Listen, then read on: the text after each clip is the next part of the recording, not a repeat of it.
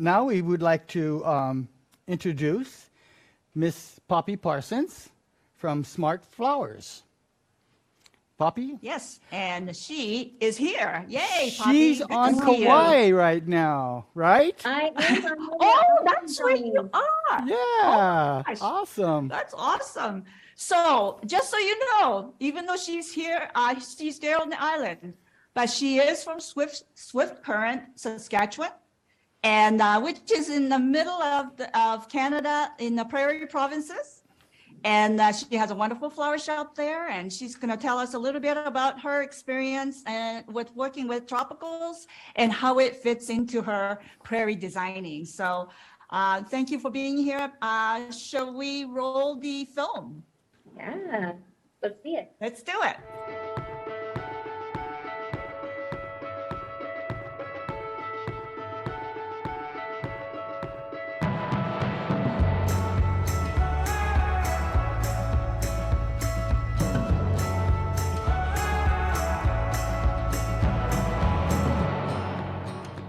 I really love working with Hawaiian tropical flowers and foliages because it just exudes something that is reminiscent of a holiday, and my clients just love it. To be able to bring them back to a memory and have them have that feeling of being in Hawaii again is just something extra special.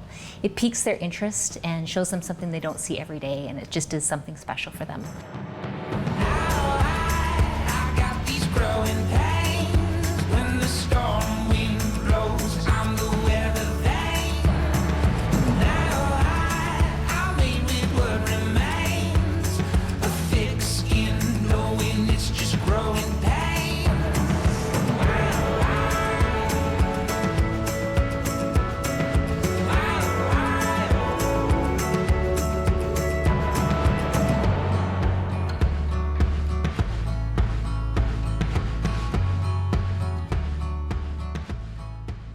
I'm Poppy Parsons, AIFD EMC from Swift Current, Saskatchewan, Canada.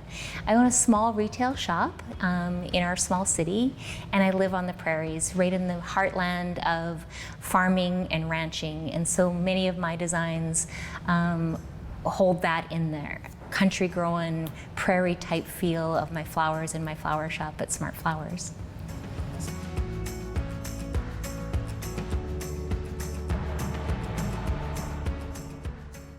Using the product that is so meticulously packaged, presented so well when it arrives, the quality is just really almost unmatched. When you pull the anthurium out that are individually packaged, protected in foam and in plastic, they just come out perfectly. So their attention to detail and their quality is just makes your product last longer. You have that longevity in the product, and you can have it at an event and you know it's going to hold up and you know it's going to last.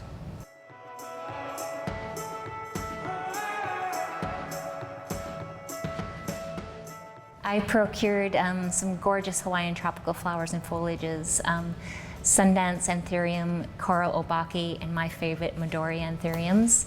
A couple of different sizes. I got small and medium sizes, and the medium are huge. They are beautiful, and their depth of color in the Sundance anthurium is phenomenal. Got two beautiful alocasias and two really fantastic heliconias that I showcased in the designs.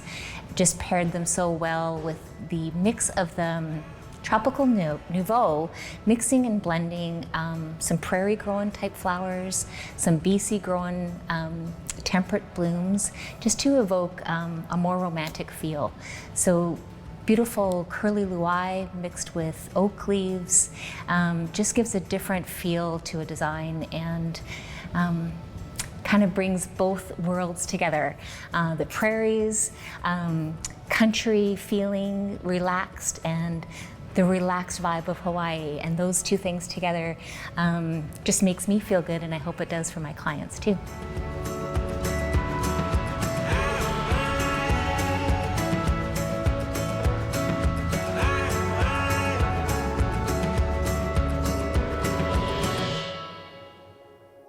So I wanted to create something that was easily transportable and lightweight. maybe a miniature version of the large tower pieces that we're seeing in archways these days, and something that could be manipulated and changed, like a building block or a construction that could just be moved from place to place with ease and used in different formats for a wedding. So what I started with was a tomato cage, just a standard tomato cage that I inverted and left the bottom ring at the base and wrapped, I did a chicken wire grid on the inside as well as on the outside and attached that to the tomato cage.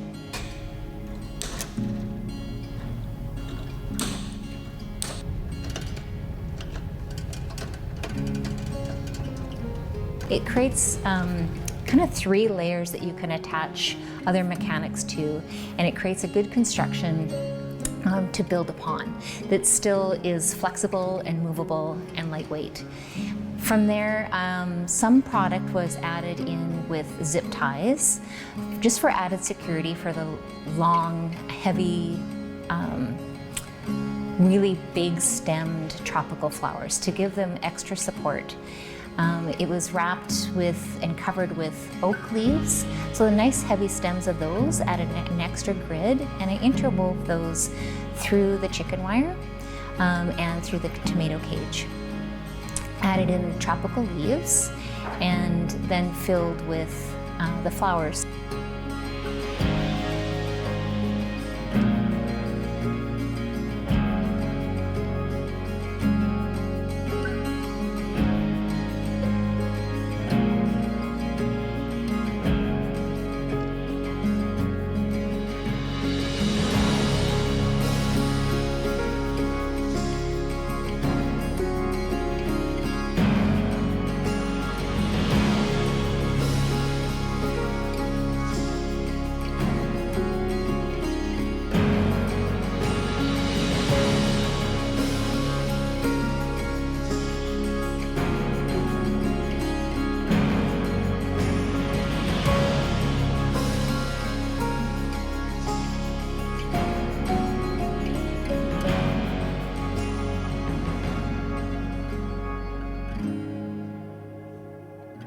So that tomato cage has remained quite lightweight, even though there's an abundance of blooms. You can take that whole structure and it can be set on the floor. You can invert a second one on top of it and connect them together simply with wire or zip ties. They can be manipulated and changed however you want, and you can use your imagination. And there's really no bounds to what that can be. Because it's a nice heavy wire work structure, you can bind those together and create different shapes and sizes. This particular one is great for the head table at the end of the table to anchor the look, and would really blend well maybe at the gift register or signing of the register at the church for this smaller, more compact size. Then could be added to more pieces as the day goes on. Most of the flowers are water tubed. There's some flowers that don't require that. Depending on what event you are at and how long you need those flowers to last. So do your research on what lasts the best with water tubes or not water source or not. So you can free stem into that chicken wire, or you can use water tubes. So a combination of large water tubes and small. Some of them I was concerned that they might be seen, so I wrapped those in a colored floral tape. If you saw, and then if you saw that, it would just blend into the construction itself. I did some binding techniques with the grass, the panicum, and bound that and inserted that as well. So there's lots of different combinations of techniques, but mostly inserted into that lightweight grid. Hawaiian tropical flowers really hold well. So if you're using these for an event, you can free stem all those anthurium, those beautiful Sundance and Midori anthurium. You can simply free stem those into the structure, as well as the heliconias. Like I said, I zip tied those on, but they do not require a water source, and neither do the costus. The whaleback and the anthurium leaves, the fishtail palm I like to add water source to it if you're going to have a long time, because it does start to do a little bit of curl, and if you want to keep that flat shape on our prairies, it's really dry. So for me, the curly luai and the fishtail, if you're doing an extended long day in the sun, in our heat in our prairies, they do need a little bit of a water source because it's so dry. If you're in a climate that is not as dry, definitely just free stem those into the design. So water tubing the other temperate flowers is key, and knowing how they're going to hold up in your environment, definitely keep that in mind and do some testing before you're doing the product. You want to water source your spray roses and your yarrow for sure, and just really do the research on the product and how it's going to hold up in your environment and where you are. And the bromeliads definitely don't need a water source either, and they're just gorgeous. The depth of color, so those are just nice big fat stems, so you need to insert those really early on so that you find a good spot to put those in. You want to forward face them if you can. So free stem those as well, just find a good spot in the grid to do that.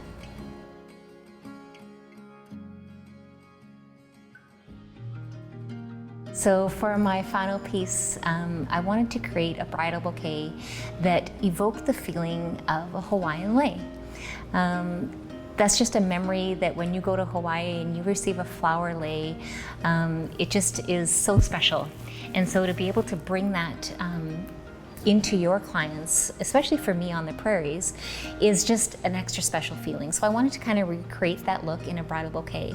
So very different textures and lots of different elements in this design. What I started with was actually a storage roll, a cardboard, heavy corrugated cardboard roll that was a shipping piece, and I just cut it to size, and it just fits nicely as a floral muff, and wrapped that in various yarns to just create texture and bring in some color into the base of the design. That also gives you a little bit of a mechanic to glue some flowers into. The glue holds really well onto the yarn, so it's just another mechanic, but also looks really pretty and brings more texture. I then wrapped it in just a thin colored wire and a Boolean wire to give two different colors of wire and just add a little bit of glimmer to the base of the main construction piece, the muff. So then some other elements that I included are some balsa cubes and an interesting find that I found with little hollowed out pieces that actually sound like shells. They're not, so as the bride's walking down the aisle, it kind of sounds like shells that you may have collected on the seaside or at the ocean. And so that again brings in just an added element and a feel like you're maybe on the tropics, you're on the island of Hawaii. I threaded some chrysanthemums onto just a thin wire to create a lei type piece that drapes and hangs over the design. I actually have two really special shell leis that we were gifted when our first trip to Hawaii many years ago, that we keep at our nightstands and are treasured memories from our first trip to Hawaii. So if you can incorporate something like that to your bride, some special memento or some special piece into a bridal bouquet, for me it was something special for me. So there's just two tiny small shell leis that I wrapped in a little bit of Boolean wire that you can then attach flowers to and wire to that as well. The flowers used are beautiful Midori anthurium. Again, my favorite anthurium, probably my favorite flower. And anthurium holds up so well. The texture, the color is phenomenal and just holds well in a bridal bouquet, whether glued or in a hand tied, holds up really well for the bride throughout the day.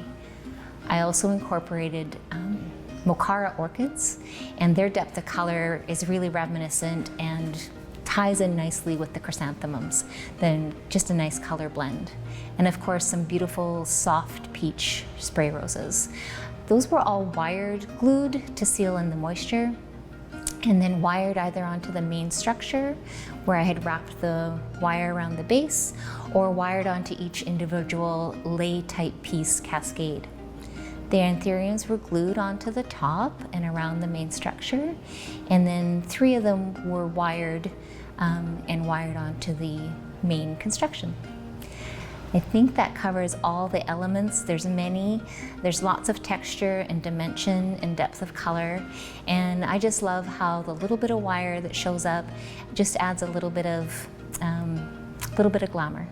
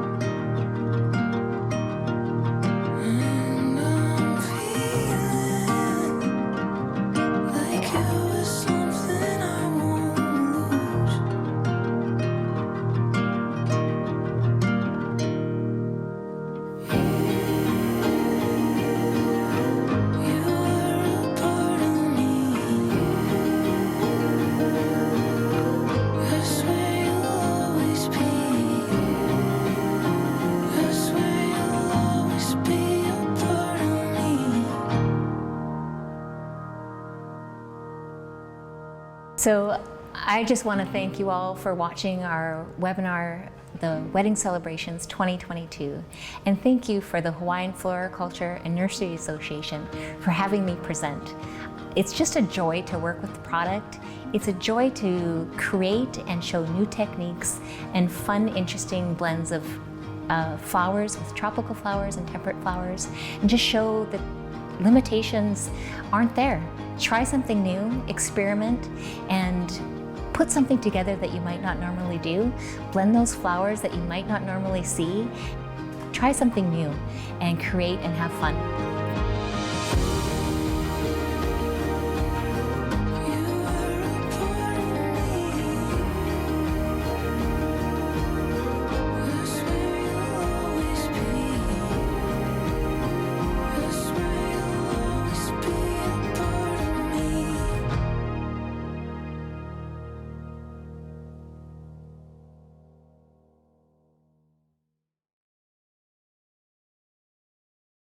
Thank you so much, Poppy, for sharing your artistic talents with us today.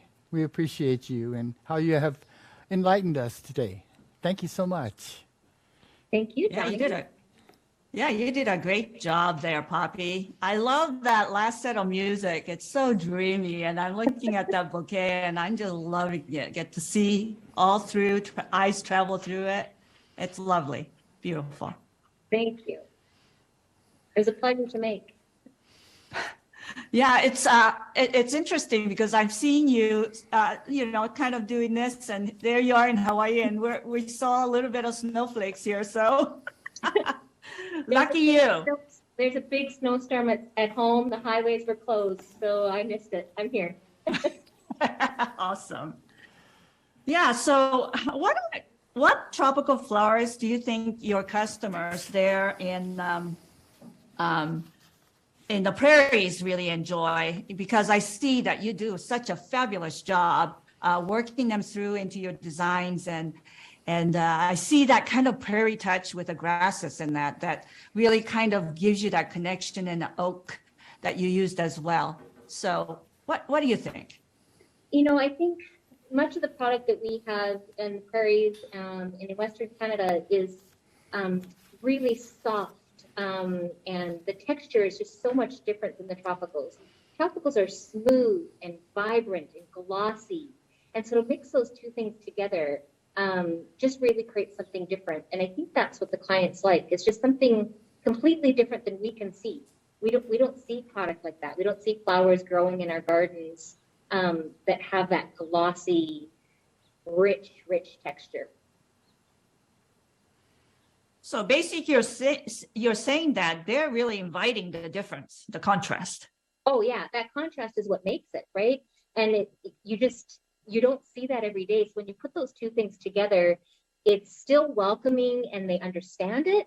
And it's something that they're comfortable with that little twist of the vibrancy of the tropical. So it's just that little twist that makes them really delve in and look deeper into the designs.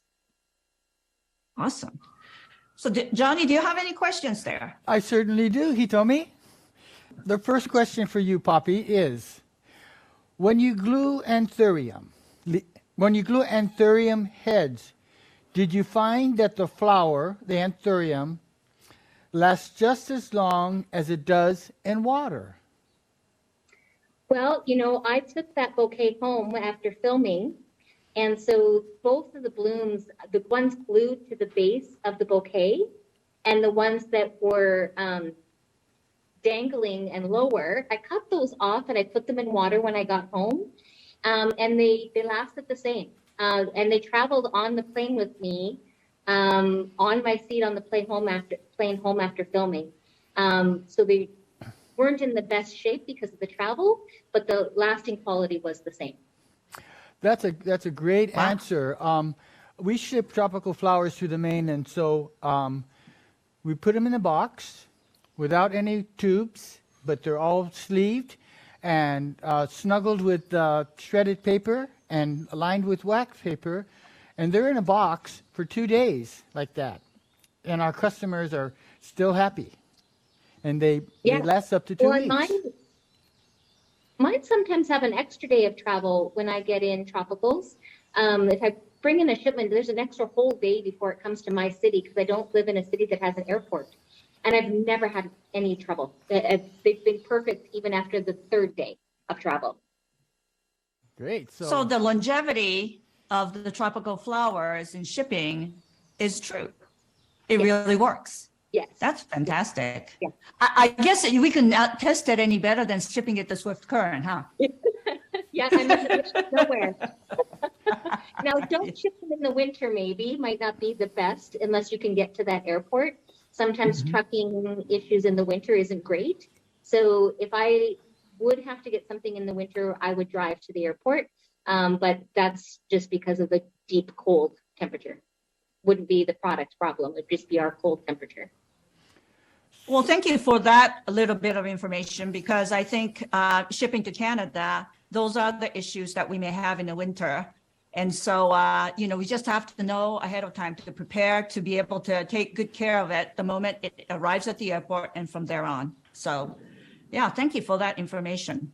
So as a grower and a shipper, we always recommend to our customers that once they receive their flowers, to cut the bottom with a sharp knife, because what will happen, the bottom of the flower will scab, and it'll create a scab.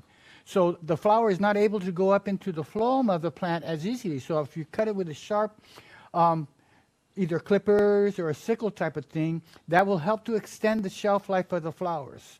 So we do that even when we receive the flowers inter-island. When I get them on my farm, I do the same thing right away and cut it with a sharp object. And so that helps to extend the shelf life too. Absolutely. I have another question. Okay. One of our viewers said, I loved your arm structure. Do you stretch your design? Not stretch, excuse me. Do you sketch your design first?